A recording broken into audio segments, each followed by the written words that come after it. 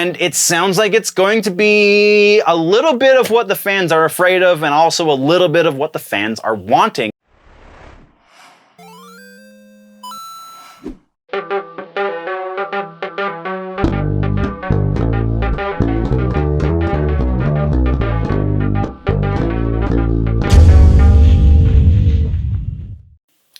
Hello again, nerds. Welcome to another news episode. In this episode, we are full of follow-ups for almost all of the things. We also have Star Wars coming out of our ears in the rumor section, and Halo in as many sections as is physically freaking possible. So we've got all of that and a bunch of stuff to get to. We do have no exceptional housekeeping to break through, just, you know, the push, trying to push up everything over 1,000 subs and follows and whatnot so that we can start to land some bigger interviews and more regular interviews. So if you are only following on one of the social medias, maybe go find one of the other ones. Or if you're only following on the YouTube, you should definitely find me on one of the social media outlets, the Twitter, Facebook, Getter, Instagram, Gab. I think I'm on all of those, and maybe something else, Rumble, but that's kind of like the YouTube. Anyway, so yeah, go follow on one of those platforms or multiple of those platforms, and let's get to shout-outs for this section already. So we're going to start things off with Getter shoutouts. Over on Getter, there is one new follower. The name of this new follower is I Will Be Free. At least that is their screen name. And the @ is @NewsMaxFan. Thank you very much, Nerd, for the follow. The Newsmax thing kind of falling in line with the stereotype of Getter users, but I am totally okay with that. If you wish to follow over on Getter because you have shunned Twitter, then by all means do that. I am @GenerallyNerdy. And then we're going to switch over. Speaking of alternative platforms, Rumble, we have 3 new followers on Rumble. I do not know who you are, though. I'm still figuring out that platform, so I do apologize if you are looking for a specific shout-out. If you would like such a thing, not necessarily that you are actively seeking my praise, then please do comment on one of the videos, and I will definitely shout you out. If you are not following on the Rumble yet, and you wish to get a shout-out for doing so, then comment and subscribe over on Rumble, because I don't know where it's going to show me who my subscribers are yet, even though I did dig when I noticed that we had some followers over there finally. So again, @GenerallyNerdy, and we're moving right along. And now we have Twitter. In the shoutouts section, we have 2 new Twitter followers. We have TTV Ben the Killer 657YT. You also, Mr. Ben the Killer, follow on the YouTube, so thank you very much, Nerd, for the follow, and thank you for the interactions on the socials. I appreciate that. And then the newest one is NXS FrozenOnyx. Thank you very much for the follow. I think you're following because of the Halo content. That is where I post impromptu Halo clips. So if you are down for that, if you like to do the Halo stuff, then that is the place to do it. Actually, that's where I post all of my impromptu gaming clips, so @generally_nerdy on Twitter. Now, Instagram shoutouts, we have a couple of there. We have Nate19862, Jeremy Basiger 10, and Tabmock99 is now following on the Instagram as well as on the Twitter. Thank you very much, nerds, for the follow. I am extremely honored, especially by Tabmock99, kind of an icon in the Mortal Kombat community. I appreciate you, sir. If you wish to get your shoutout for the Instagram follow, as usual, Generally Nerdy, at Generally Nerdy. I don't mean to make that confusing, but @Generally Nerdy is a place to go to follow on Instagram. Then we're going to do Facebook follows real quick over on the Facebook gaming page @Generally Nerdy Gaming. We have Nisha Singh is a new follower over there. Thank you very much, Nerd, for the follow. If you want to see the full VODs over on Facebook, that is the place to do it. Or if you just want to see other random updates, you can follow the Generally Nerdy page. Or if you are down for the photography stuff, that again is getting its own channel eventually, then you can check out Generally Nerdy Photography. Thank you very much, nerds, for the follow. Now let's get into the YouTube portion of shoutouts. This has evolved into more than just shoutouts. This is shoutouts as well as comments, responding to user comments or viewer comments. So first and foremost, these shoutouts, we do have 2 new followers or subscribers rather on YouTube who have their settings set to public. So thank you very much, Elf Geek and MoeBanhart, for the subscribes over on the YouTube. That is where all of the things go. If you're watching this section on a shorts outlet or something along those lines, then you need to go check out the main channel on YouTube, youtube.com/generallynerdy, or for the bite-sized content, it is youtube.com/nerdnewsclips. That's where we post the individual things and the smaller bits for your easy consumption. All right, so shout outs for this. Let's get into the comments. We have... all right, so this is...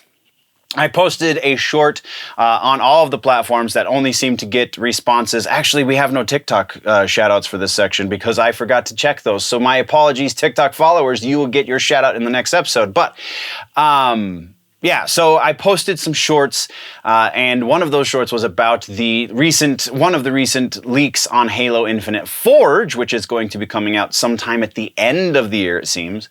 And there are, for some reason, dead brutes in the Forge, and I was very confused as to why this was a thing.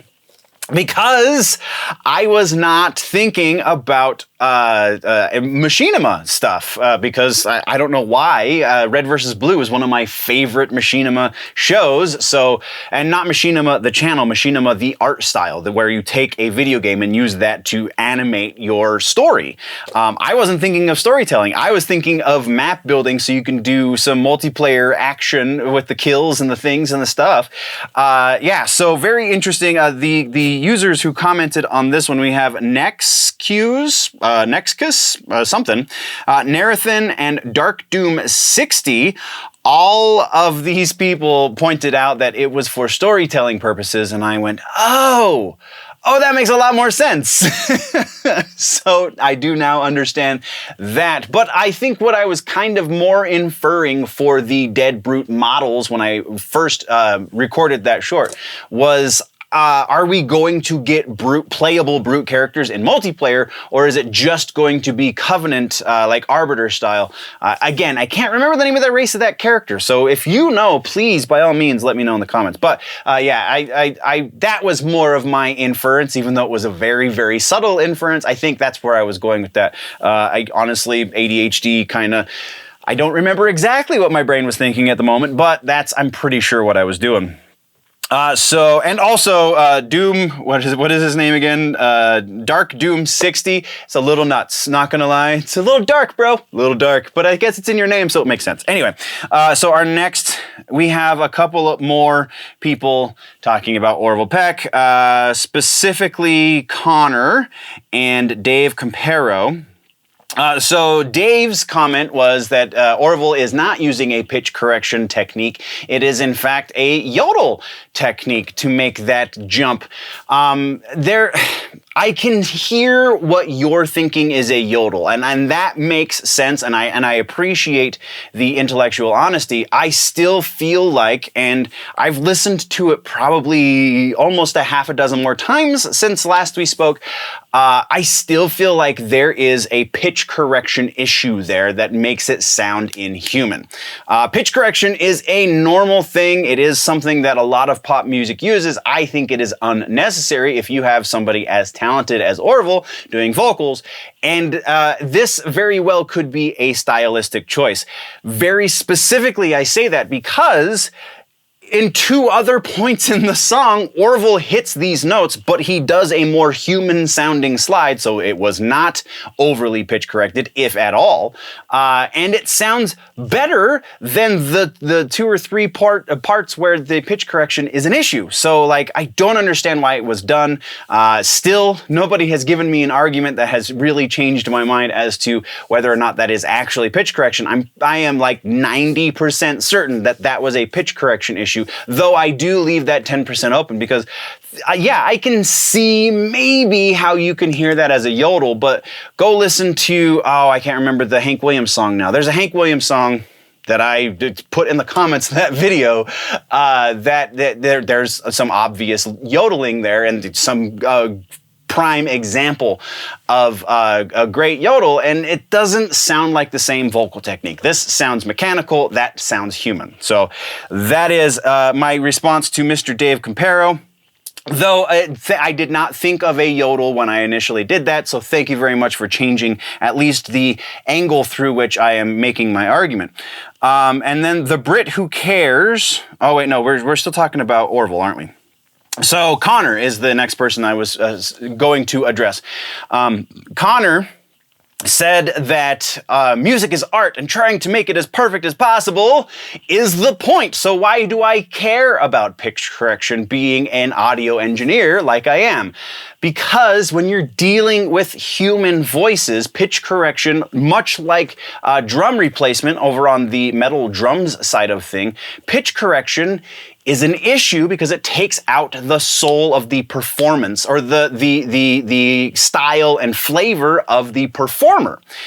When you have somebody as ridiculously talented as Orville Peck, there are subtleties in the way he delivers those notes. So if you pitch correct, you remove all of those subtleties, and then it could literally be anyone. And I mean literally be anything even, because in Japan, there is this music trend where it is music sung by an AI.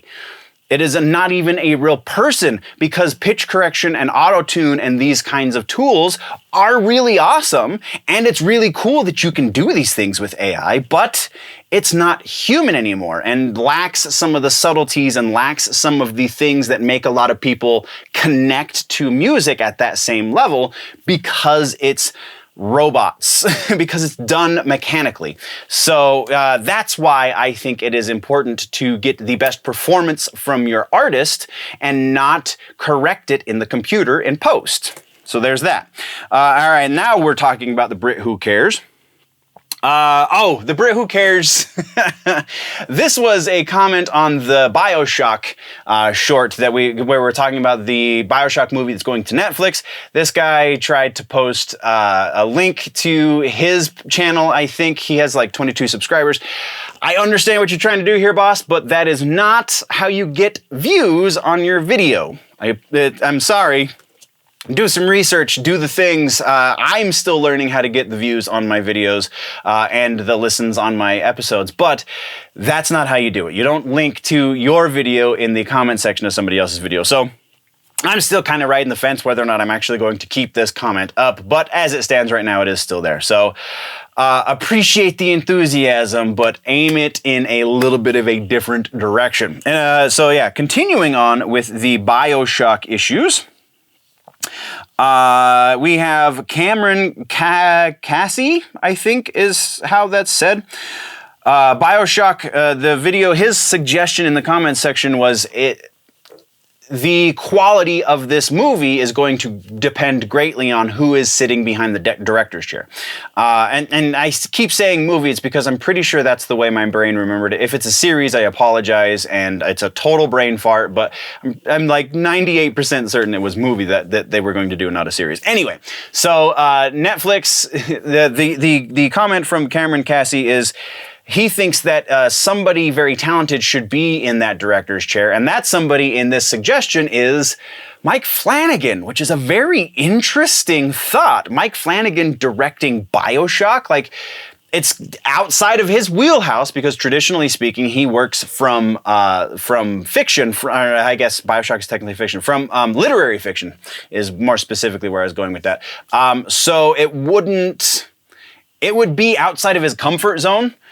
I feel like Flanagan does his best work as a series showrunner / director, writer, so on and so forth, because then he has the time to tell the story. I feel like if you compare Dr. Sleep to, say, Haunting of Bly Manor or Haunting on Hill House or whichever, or at Hill House, then you start to notice how the shorter form of a movie versus the longer form of a series, that shorter form is not exactly his forte. Flanagan does amazing work in series format where he can have 10 hours to tell us a story. But if you have to cut that down to 2, even 2.5 hours, he starts to make some questionable decisions. I think that there's some things in Dr. Sleep that don't work as well as they should, even though I do really, really like Dr. Sleep.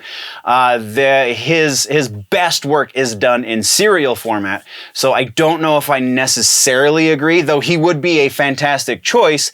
I honestly can't even think of is somebody better to fit such a genre style film, because like obviously Fincher's a better director, but Fincher doesn't do this kind of genre film. So I'm gonna hand this one off, because thank you very much to again Cameron Kassee.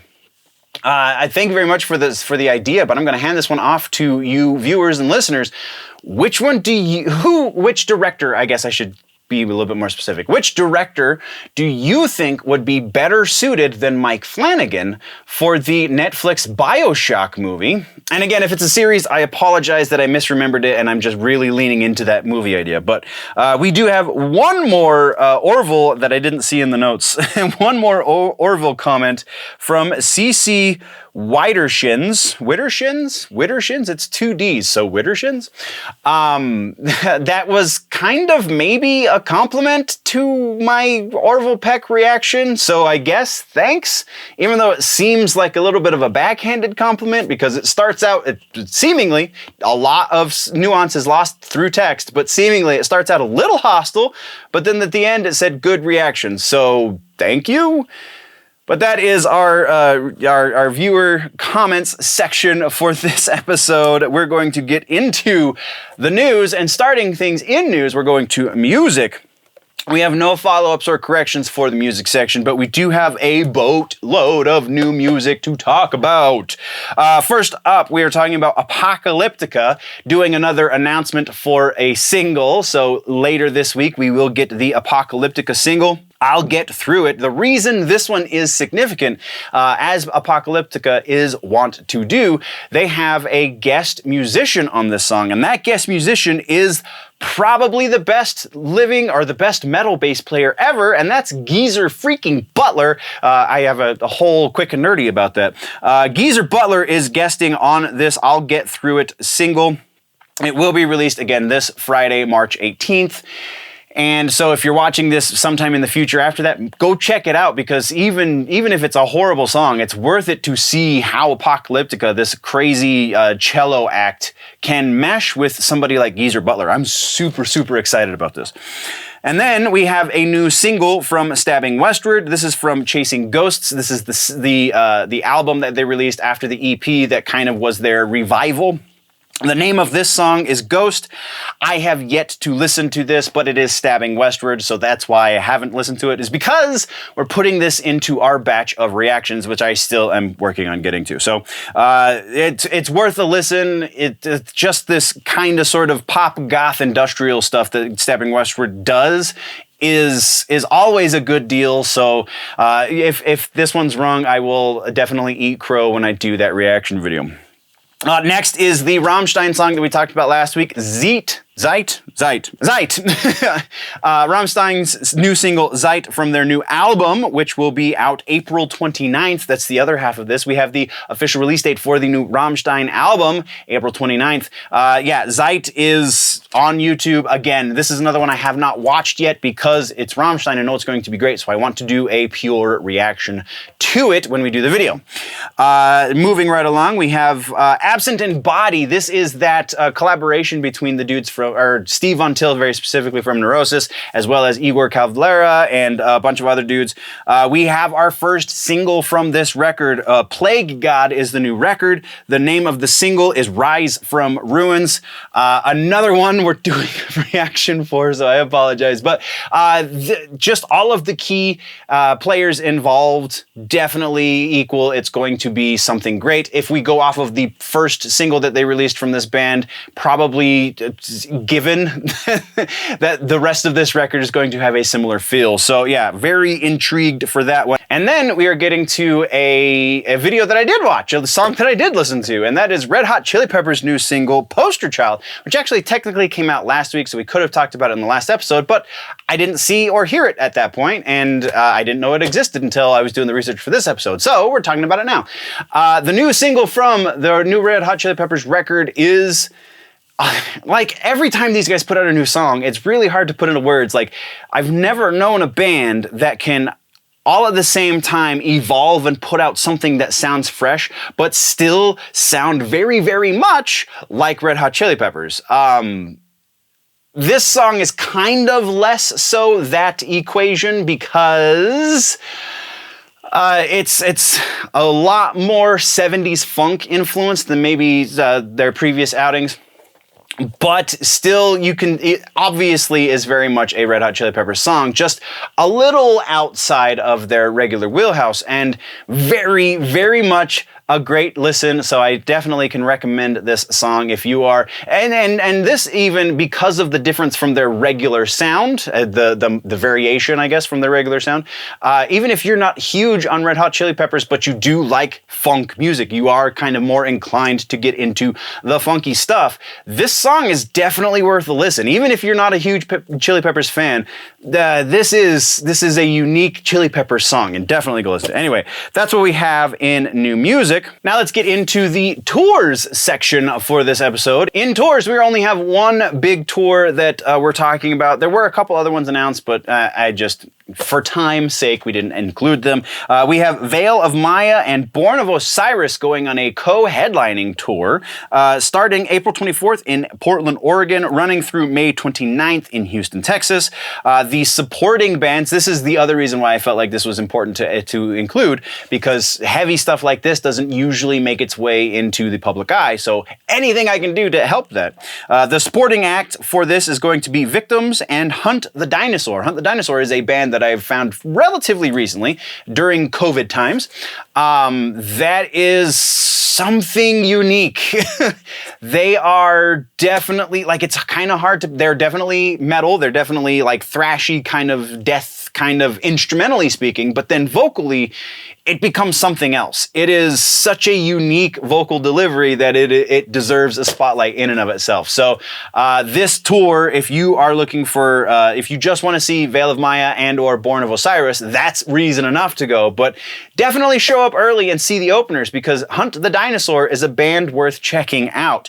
Links, as always, if you want to get tickets, are down in the description. And then we're into news for the music section. And first up, we have God Forbid, a reunion happening. God Forbid, if you are a metalcore listener, then you know that name. If you are not a metalcore listener, then you should listen up. God Forbid is probably one of the better acts to come out of the metalcore scene of the early aughts through into the teens. I think they kind of called it quits was about 10 years ago. Yeah. So into the teens is when they started to kind of call it quits. And they never really said they broke up. They just said they were on hiatus indefinitely is effectively how that boils down. But they are going to be playing the Blue Ridge Rock Festival out at the Virginia Raceway in Alton, Virginia. Speaking of and you know, you can go check out the announcement from Blabbermouth if you follow the link down in the description. Pretty epic. These dudes are more on the thrashier side of the metalcore stuff, but still definitely fall into that subgenre. But it's there. If you've never listened to God Forbid, you should check them out as well. And then continuing along this Blue Ridge Rock Festival, we're going to talk about a couple more of the people on this lineup. Blue Ridge Rock Festival is happening once again September 8th through the 11th in Alton, Virginia at the Virginia International Raceway. And this is a huge bill. So I'm going to make a comparison here. A couple weeks ago, there was the announcement, or I guess it was a little over a month ago now. There was the announcement of the When We Were Young festival out in Las Vegas, and it's gotten a lot of headlines. This feels like it is the metal version of that, because this lineup is so epic. Kitty is going to be doing another reunion show here, but better bands on this bill are as follows. We have Comeback Kid, Shadows Fall, Killswitch Engage, Lamb of God, Ginger is going to be making an appearance. Ginger, the Ukrainian prog metal thrash act that is crazy and fantastically skilled. From Ukraine are going to be making an appearance, at least as it stands right now, because remember, they did have to cancel, or they did choose to rather cancel a bunch of shows with Slipknot in order to do some fundraising for Ukrainian refugees. But they are going to be coming back stateside for this show. Wow. The list, if you are interested, can be found if you follow the link down in the description. You can also buy your tickets, which it would definitely be worth it if you can make your way to Richmond, or to Alton, Virginia, rather, and see this show, because this is the metal equivalent of that When We Were Young kind of sort of garbage show. Like, honestly, a lot of the bands on that bill, on the When We Were Young bill, are like, oof, those guys are still making music? Anyway, not to put anyone down necessarily, it's just not my scene. So yeah, let's get into the suggestions for today. Music suggestions for this episode. We have, speaking of Shadows Fall, I'm going to suggest that you give a listen to The Art of Balance. It is their major label debut. They put that one out on Century Media.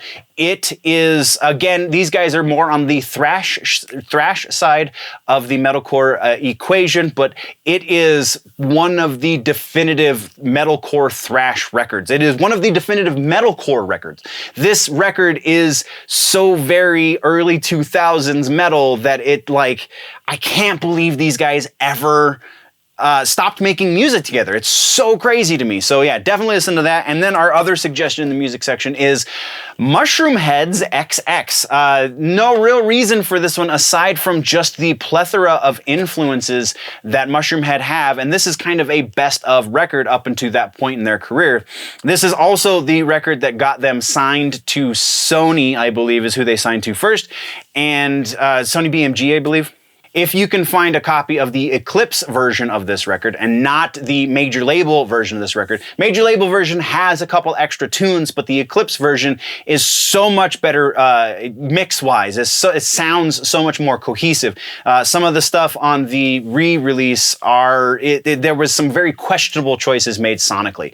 So if you find the Eclipse version, the major label version is good as well, is definitely worth a listen. And also if you can find a copy of both and make the comparison, we can talk about that later because I definitely plan on doing something there. That is our suggestions though for the music section. So let's talk gaming and tech, and we have really not a whole lot. We just have some follow-ups. First follow-up is Halo Infinite. There's a whole bunch of stuff that they've been doing behind the scenes, very much gearing up for Season 2.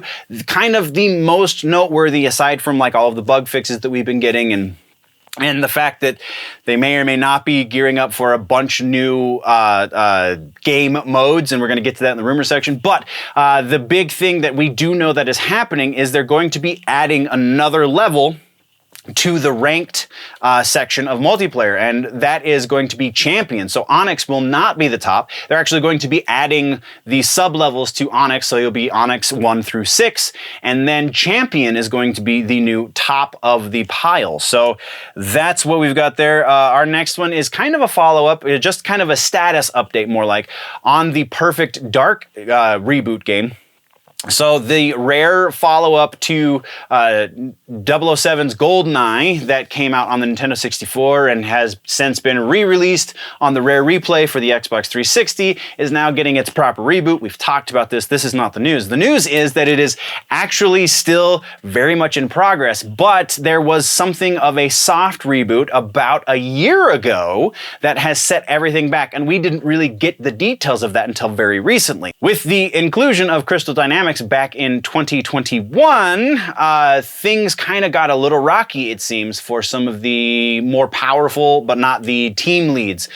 So the head writers and such, and a number of other people are round about the number of 30, roughly, of the entire team have since left since Crystal Dynamics has joined, which has created a chain reaction of a lot of things have had to be redone, effectively soft rebooting the entire process. So they're almost back to square one as of a year ago, which means we are still going to be probably waiting at least another 6 to 10 months before we get an official trailer of anything, and probably a little over another year before we have a playable anything for this Perfect Dark reboot. So that being said, it is still very much, they want everyone to know it is still very much in development. It's just going to be a little longer than anticipated. There is no estimated release date yet, which is a good sign in spite of what you might be thinking. It is a good sign because that means they are not rushing this development. They are giving it the time it deserves. So there's that. That is all we have for gaming and tech, except for suggestions. So gaming and tech suggestions, we only have one suggestion that we're going to throw in here, and it's just because it's super fun. I'm going to say Super Mario Kart 8 Deluxe. If you have a Switch, then by all means, throw that bad boy in, because you have a lot of new maps coming your way, or courses, racetracks. I'm thinking Halo style. Racetracks coming your way very, very soon. So get familiar, if you haven't played for a while, with what's there, so that you can get a leg up on anyone who is coming into the game late with these new tracks. That is our suggestions for gaming and tech. Let's jump into now comic books and books. Going to be similarly sized to gaming and tech. We have one trailer here. This trailer comes from Wonder Woman Trial of the Amazons, which actually came out a couple weeks ago, the first book. They're just now releasing this trailer because it is going to be a multi-book tie-in series. So there's going to be many books in this actual series. But technically speaking, there's only going to be 2 books with that title. And then we have another crisis situation coming down the road on DC. Dark Crisis, I believe is what they're calling it. But we're going to get into that in a later episode, because there's a lot to unpack there and we didn't have the time. So that is our one piece of news. We have just the one trailer. Link down in the description if you want to watch. And then we're going to get into suggestions we have with the ever-present popularity of Batman, and especially this new The Batman movie. Maybe you should do a little bit of homework so you can understand the chemistry in this movie a little bit better, and go read Batman Year 1. Absolutely worth a read. Stay away from Year 2 because that book is garbage, but Batman Year 1 is absolutely fantastic. I don't have it here in the studio with me, but this is one that I honestly carry with me most places because it's just a fantastic read. Couple of things that they changed for Year 1 that have now become canon that are very heavily influential in this new The Batman movie. So that is our suggestions subsection. Let's move right along. Now we're talking about TV streaming, and as per usual, this is probably the biggest section of the episode. TV streaming. We have 2 follow-ups. First up is the Winchesters series. We have some casting announcements that we're going to be going over. So let's just go over the entire cast as we have it so far. So Matt Cohen and Amy Gumanik, I think, will be playing John and Mary Winchester, respectively. And Mary Winchester starts the series off as her maiden name, Mary Campbell. So that's pretty cool. Jensen Ackles will be returning as Dean Winchester, primarily as just the narrator, though I would imagine eventually we will be seeing his face because Hollywood. And then we have 2 new casting announcements. We have Nita Khurshid, who is from Chicago, the funny cop show, has been cast as Latika Desai. She is a new hunter in training in the series. And then Jojo Fleites, who is a newcomer to the acting world, has been cast as Carlos Cervantes.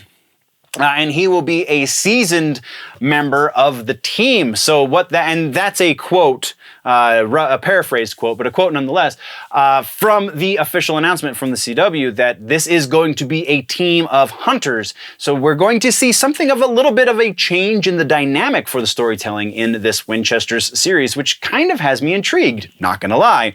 Our next follow-up has to do with Star Trek Strange New Worlds. It is also a casting announcement. This casting announcement is Paul Wesley is going to be playing James Tiberius Kirk. Paul Wesley, you may or may not know, is from the Vampire Diaries. So weird. But he's a young James Kirk. And this is the young James Kirk that is going to become William Shatner. So interesting casting decision, but we'll see how it pans out when this show launches.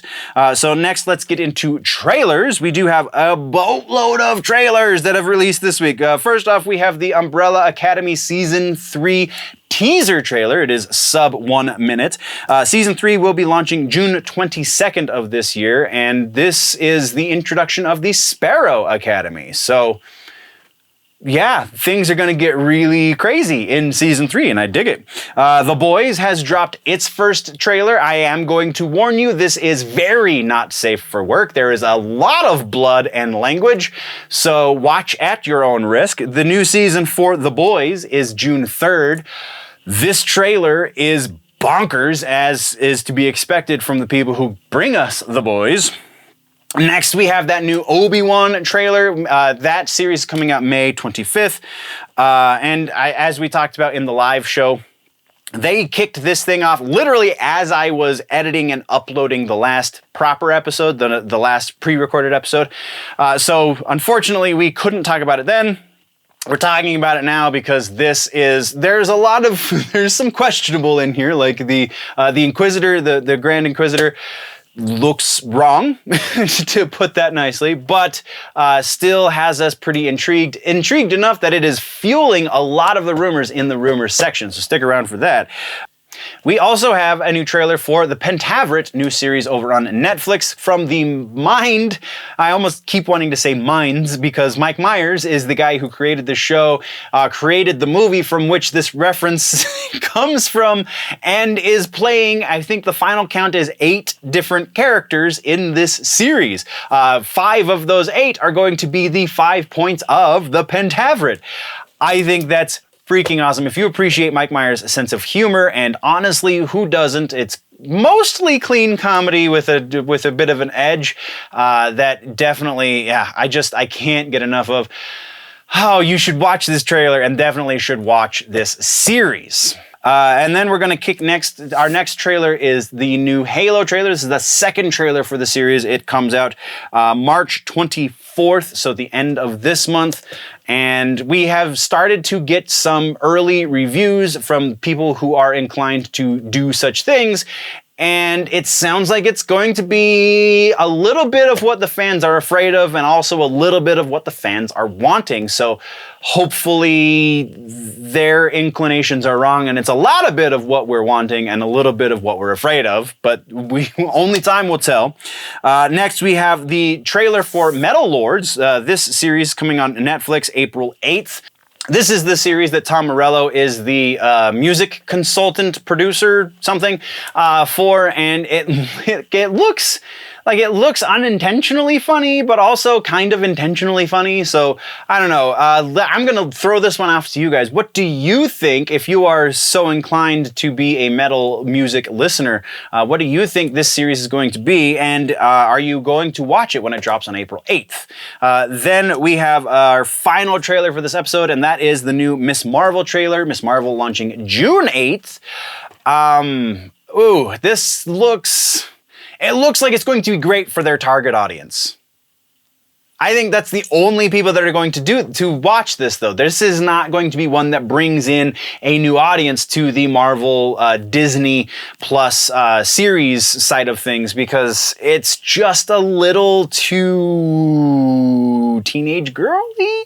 But that's how the comic book was, so that makes sense. I just don't know. I don't know. I don't feel like their target audience is really the people who are going to watch it by and large. And then they're just going to get ripped apart by the fandom, by the overall Marvel fandom, because they're trying to entice new viewers who aren't going to watch a superhero story anyway. I don't know. It's just, there's a lot of sticky bits to this, and it looks like it's going to be good for what it is. Just what it is not going to be something that a lot of people are really into, I feel like. So if I'm wrong, definitely let me know in the comment section. But we are continuing into news for TV streaming. So our first piece of news is the announcement of a Harley Quinn, the animated Harley Quinn series on HBO Max. It's getting a spin-off called Noonans.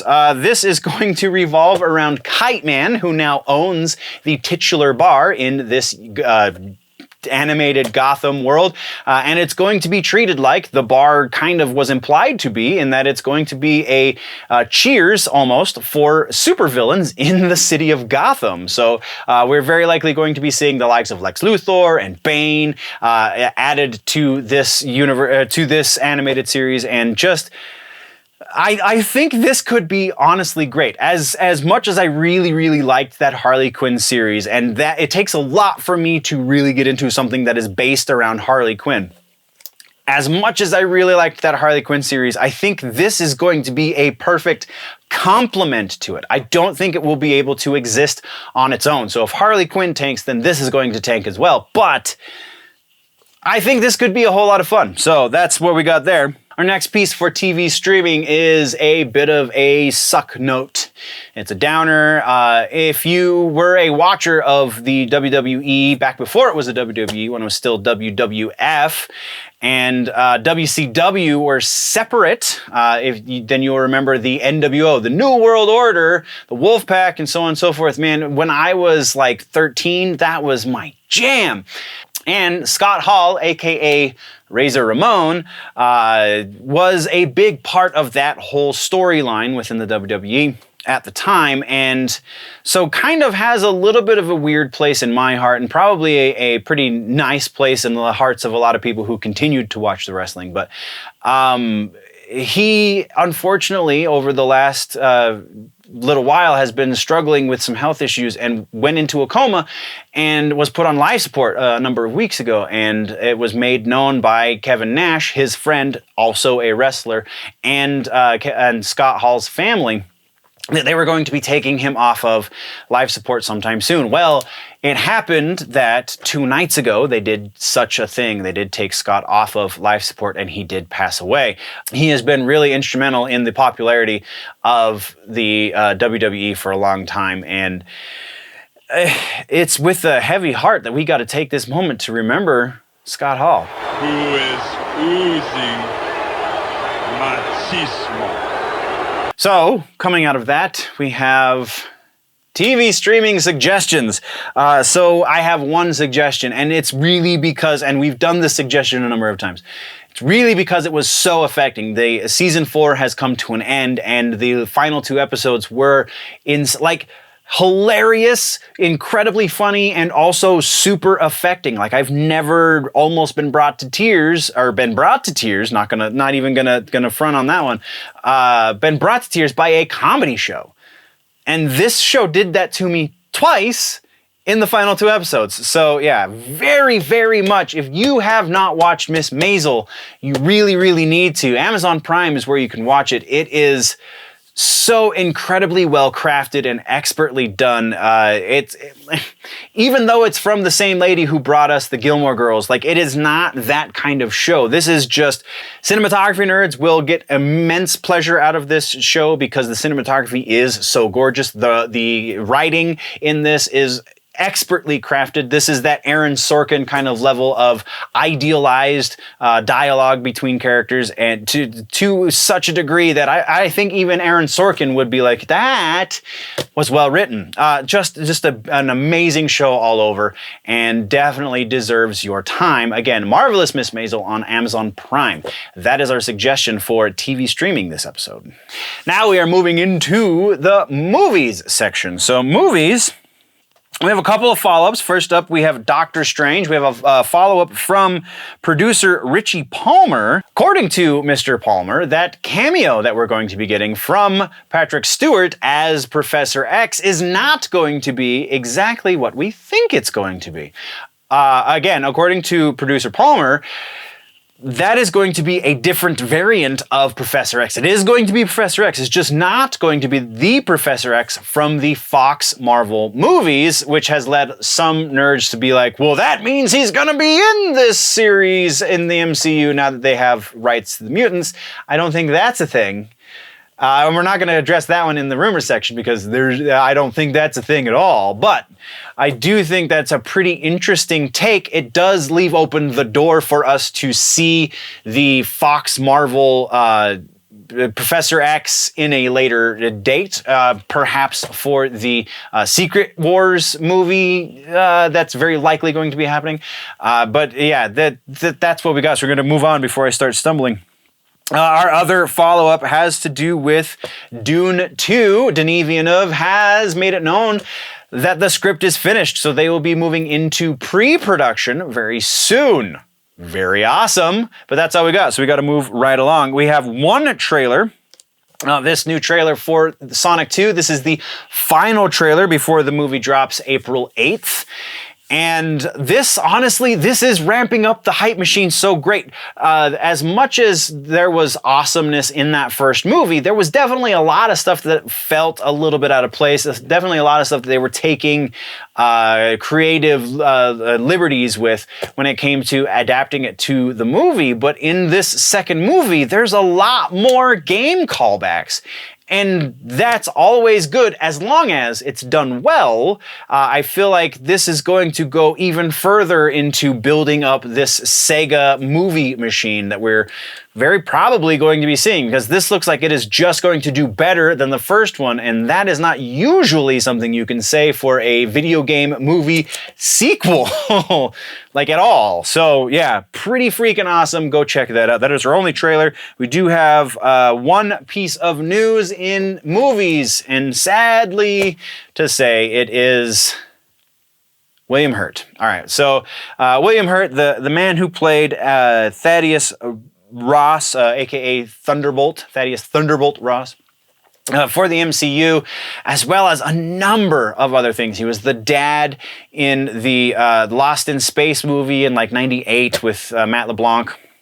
He's done so much stuff and a fair amount of it has been in the nerdy realm of things. So he's definitely a well-known to this side of pop culture kind of dude, and he had cancer and passed away over the last few days at the age of 71. So just an epic loss for nerd culture. So we're going to take a moment and remember William Hurt. The winner is William Hurt.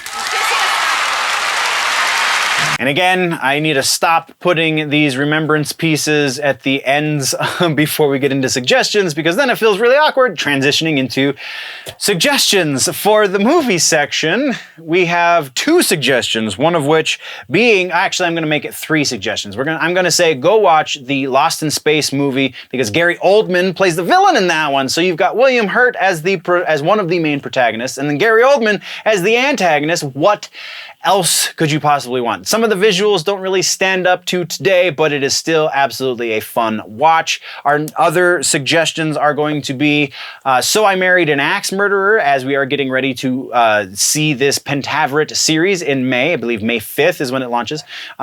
We should see the groundwork that was laid for it in So I Married an Axe Murderer. Also, just a really funny freaking movie, so go watch that. And then the other one is a new movie recommend, and that is The Adam Project over on Netflix. This is another movie that is proof that we don't need to live in a sequel universe. We don't need to live in a place where, and I say that, and then next week they're going to announce that there's going to be a sequel because it did so well.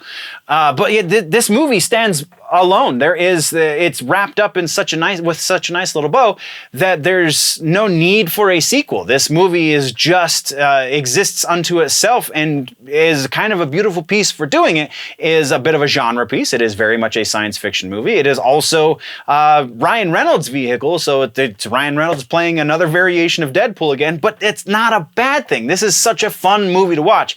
You should go check it out if you have not done that already. That is what we have for suggestions in movies. And now we're down to the rumor mill. We have no confirmations. We have no refutations. We do have new sources, and this first new source is huge. So there have been Firefly rumors for a long time, and they've only ramped up since Disney bought Fox.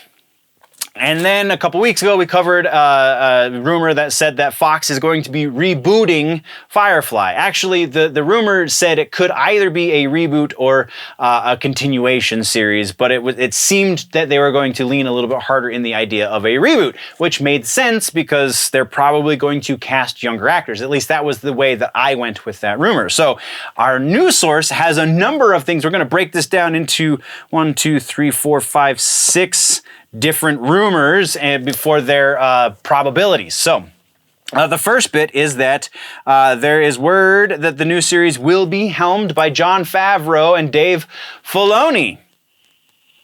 Okay, this one we're going to put it about 40% because I honestly, I don't believe that. This is a mediocre source. This is a source that has had a fair amount come true, but also has had a fair amount get shot down pretty horribly. So the Favreau-Filoni element, I don't think is going to be a thing. 40% likely that that is going to be the case. And honestly, I think 40% is just a little bit of wishful thinking on my part, because that would be amazing. There's no better hands in the Disney camp right now to take care of a science fiction story such as Firefly. So 40% likelihood that Favreau and Filoni are going to have anything to do with this. The next piece is that it will officially be a part of the Star Wars universe, at least in a superficial manner. So now there is, you can look it up on YouTube, you can Google it, whatever. There is a fan theory that the Star Wars universe exists, not necessarily that they exist together in the same, but they're like parallel universes or something along those lines, because there are some things that almost could be references from Firefly into Star Wars, and so if you're looking really hard and you want to believe such things, you can almost make the case the other direction. But this is going to make that a little more overt in that we're going to see a Firefly class ship in season 3 of The Mandalorian, is what this rumor says. I think that would be a fun little Easter egg, and I think that would definitely get the fandom a-brewing, if you will. But I don't know that Kathleen Kennedy is going to be one that's going to allow such a thing to happen in her universe. That's how I'm going to phrase that. So we're putting this one at about 50% likelihood that we're going to get a superficial reference to Firefly in the Star Wars universe, or vice versa. Our next piece of this rumor that we're breaking down is that this is not going to be super saccharine and forced family friendly like a lot of the fans are worried about. They're going to go with the same level of adult humor that we got in the original show back in the 90s, or in the aughts, I believe. So yeah, it's not going to be like an iCarly kind of situation. It's not going to be something that's super just gag me with a spoon kind of to coin a phrase, kind of saccharine, gross, just I don't want to watch this because it's too golly gee, Dad, kind of comedy. This is going to be the same level of comedy. And it makes sense because Firefly came out roughly 20 years ago. So what was allowable on network television 20 years ago and what Disney is trying to keep on their streaming platform these days is kind of one in the same. So like you can make a show that is geared towards a more mature audience and not have it be blue and just a bunch of dick and fart jokes. So yeah, I honestly think that when this happens, because it's not a matter of if at this point, it's a matter of when. When this happens, that is the most logical course of action for them to take. So we're giving this one about 70% likelihood. And then we're moving right along. We have the Joss Whedon involvement. This rumor goes on to say that Joss Whedon will not be involved with this reboot. That was called into question with the previous rumor, and it seems to make sense that he won't be involved because of everything that's been going around Joss Whedon the last few years. So yeah, 80% likelihood that at least to start, Joss will not be involved in this series. Now, is that to say that he will not ever be involved with this reboot or refresh or whatever? No, that's not to say that definitively, because there is still definitely a door for redemption, assuming that we want to be good human beings. Everyone deserves some redemption, right? So if Joss Whedon does get his redemption, then absolutely one day he will be involved with this series. So 80% likely that he won't be until that happens, though. And then our next piece of this rumor is kind of disheartening, but also kind of great. And it's that they're not going to be counting the Serenity movie as canon, which again is kind of crap because that was the conclusion of the story, right? So maybe they're going to fill in the gaps. Maybe they're going to pick up where the original series ended and then leave off where the Serenity movie begins. that would make sense, and then that kind of means that this is accurate, kind of. But that's not exactly what this rumor says. This rumor very explicitly says that they are not going to be counting that movie as canon at all because of the death of Book and the death of Wash. Those two characters are too big for this to not be included with a reboot or a revisit to this universe. So we're going to give that one about 60% likely, because I think that would be a good well to mine if they go in that direction. But I think the more likely possibility is that it's going to be, like I said, filling in the gaps between the end of the series and the beginning of the movie. So that makes a little bit more sense to me. What do you think? And then we have, that transitions us kind of well into the last bit of this, and that is that the original cast is going to be reprising their roles, whereas again, previously when we talked about rumors around this, it was unknown if it was going to be a reboot or a continuation. So if it's a reboot, there's no need for the original cast. If it's a continuation, then you better be getting the original cast. So if you take into consideration that they might be, at the very least, moving the storyline into a different section, then it makes sense that they would be going for the original cast. And that is, of all the possible scenarios for this to do well, that is the best possible scenario for this to do well. I do also assume that if this is the case, that they're only going to be doing this as a kind of limited series, in that it might get maybe only one season, which... is that going to be enough if they do this at all? Because the vast majority of the fandom doesn't even want Disney to touch it. They just want Disney to maybe re-release it in a higher resolution format. But do they want a reboot of this series? Not really. Approximately 70% of fans who were polled just want the original to be left alone because it's perfect in and of itself. And you get the bookend with the movie that kind of wraps everything up, not necessarily in a tidy little bow, but it wraps it up fairly well-ish. So yeah, that's what we've got for Firefly. We do have one other news source, and that is Halo Infinite. This is another gaming Halo rumor, and that is another potential leak for Battle Royale mode. This one, if you look at the image that was quote-unquote leaked, it's not exactly what the rumor says it is, because it's a new mode. Sure, that is without question, but it's a new mode that has some elements that borrow from Battle Royale style gameplay. It's not that it is a Battle Royale in and of itself. And we saw that with attrition already. We saw the closing, the circle of pain, I guess. We saw that in attrition when that was the game mode a few events back, that they're going to be borrowing from the ideas of other big free-to-play games, and most other big free-to-play games are Battle Royale games. So they're going to use elements from that, sure, but we're putting this one down 30% likelihood, which is approximately where it was last time we talked about the potential for a Battle Royale mode in Halo Infinite. I don't think it's going to happen. This does kind of suggest such a thing, but this more suggests a new game mode that borrows some Battle Royale ideas. So again, 30% likelihood. Now let's move into brand new rumors. We have some brand new Obi-Wan rumors, and all of our rumors today are Star Wars rumors. So if you don't want to hear about Star Wars rumors, thank you for watching or listening or whatever. But we do have Obi-Wan to talk about first. This new rumor has kind of been shot down, but in a not quite so believable way. This new rumor is that the reason for those reshoots, the reason they threw out the scripts about a year and a half, was it 2 years ago now?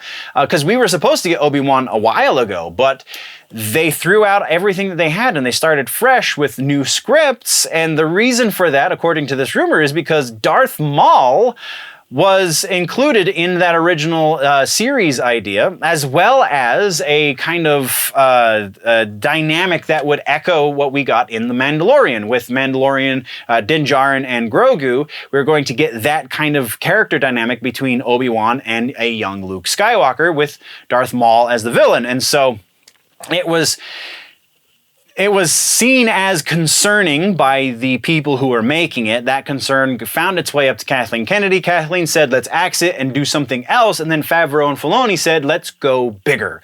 Let's go bigger, bigger, bigger. And now we have Darth Vader as the villain. We have a much more universal involved storyline. So there's going to be a lot more in the universe, it sounds like.